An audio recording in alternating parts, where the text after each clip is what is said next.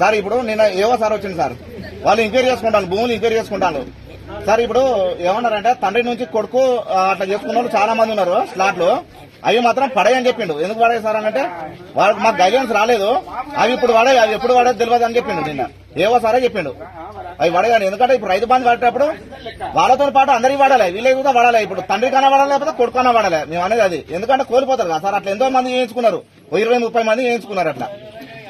ఇప్పుడు ఎవరు ప్రశ్నించకపోతే ఆగమవుతారు కదా సార్. ఇప్పుడు 2 లక్షలు పడిన వాళ్ళు చాలా మంది ఉన్నారు, వాళ్ళకి మాత్రం బాధ లేదా సరే? మేము చెప్తాండొచ్చు, వాళ్ళకి మాత్రం బాధ లేదా? ఎవరైతే సార్ దానికి పడలే కదా అది.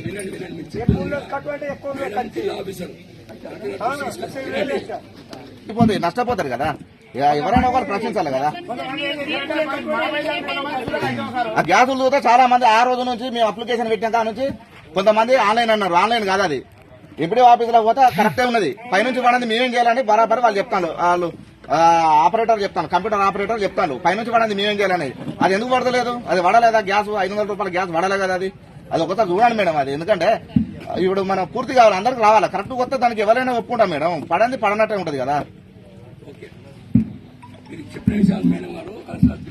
సరే మేడం, మేము మీరు ఇప్పుడు ఇల్లు వైజ్ గా సరే సారు కార్యదర్శి గారు ఎంక్వైరీ చేయలు, ఎందుకంటే అందులో ఏ ఒక్కరికి రాకుండా కానీ మరి అడగవలసిన పరిస్థితి వస్తుంది మేడం. నేను చెప్తాను అది ఏ ఒక్కరు ప్రతిపక్షంగా కాకుండా అందరికీ అర్హులైన వరకే ఇవ్వమంటున్నాం. మేము కూడా అనర్హులకు అవసరం లేదు.